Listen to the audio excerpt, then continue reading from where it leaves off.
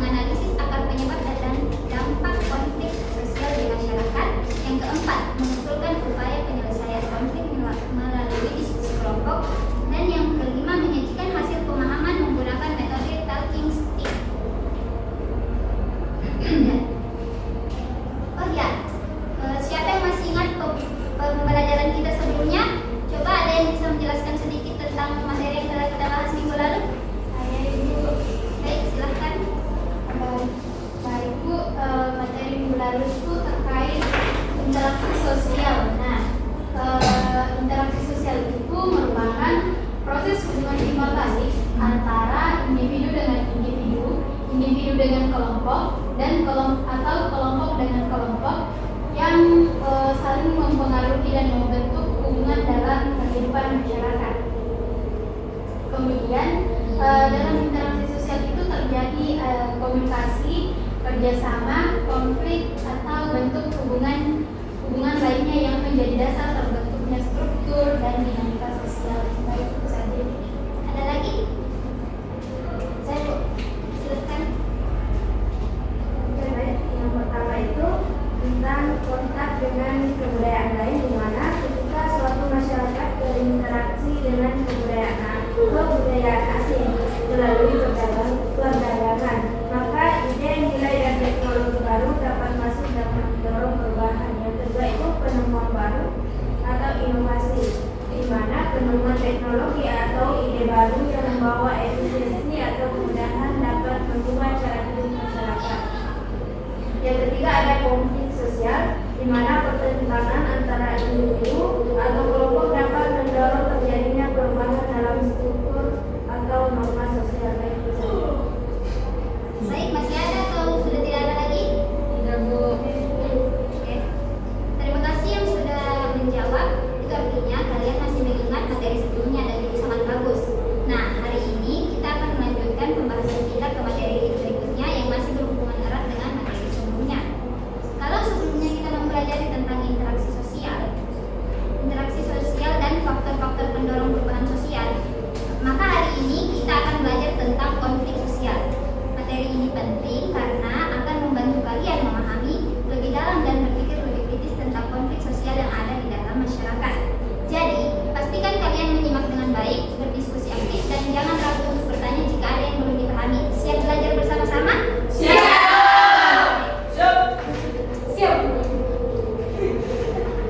Baik, kita akan masuk ke materinya ya. Sebelum masuk ke materinya, ada yang tahu pengertian konflik sosial? Saya Ibu. Ya, silahkan. Konflik sosial adalah suatu proses sosial di mana individu atau kelompok berusaha menentang pihak lain untuk mencapai tujuan tertentu. Baik, begitu saja. Siapa lagi? Saya Bu.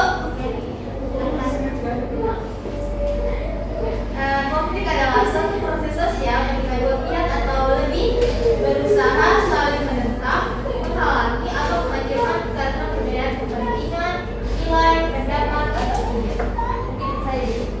Baik, terima kasih sudah menjelaskan ya.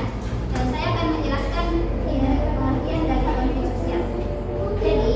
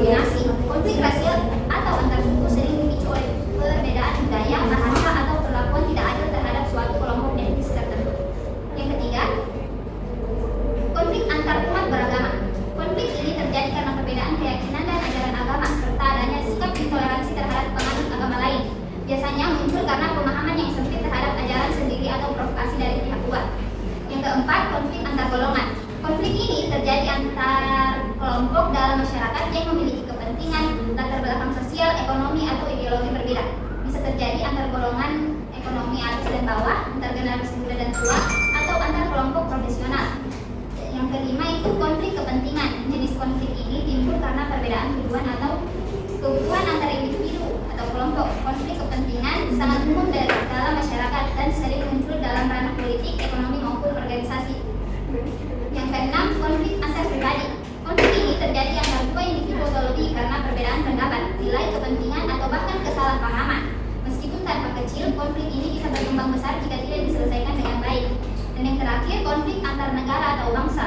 Konflik antar negara terjadi karena perbedaan kepentingan politik, ekonomi, wilayah, atau ideologi antar negara. Konflik ini bisa berupa perang, sanksi ekonomi, atau diplomasi yang tegang.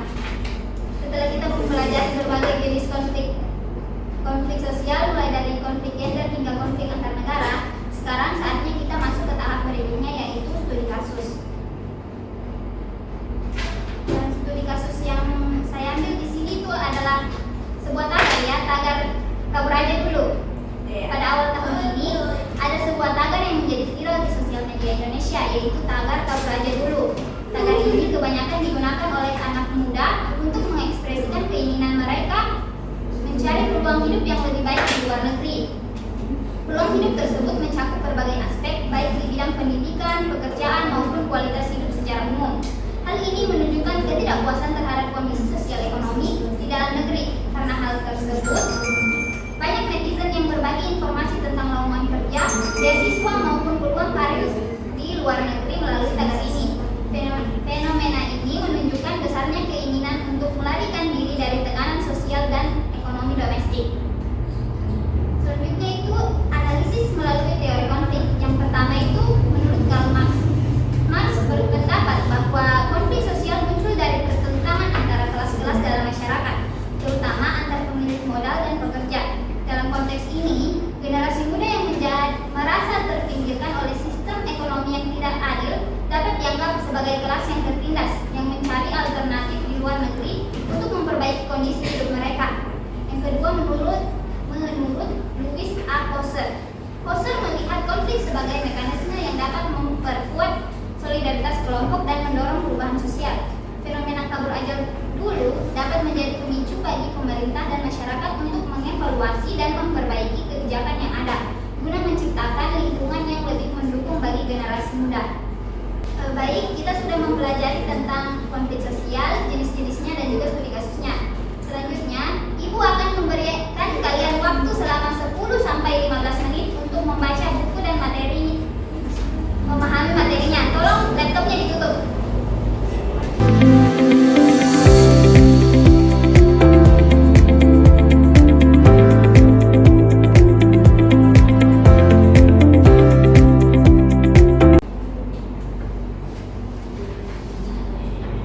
Oke, waktunya sudah habis.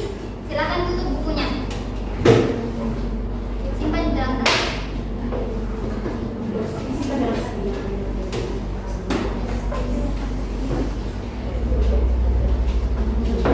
Nah, sekarang kita akan bermain game. Ibu akan menjelaskan cara bermainnya, ya. Oke, Ibu. Jadi seperti yang kalian lihat di sini ada stick kan? Ya. Ya. Nah, setelah kalian membaca buku dan mempelajari materi terkait, nanti ini saya serahkan ke situ, ke Eli. Terus kalian mulai bernyanyi. Terus nanti kalau lagunya itu sudah habis, orang terakhir yang pegang sticknya maju ke depan untuk menjawab pertanyaan dari saya. Nah, sudah mengerti cara bermainnya? Sudah, Ibu.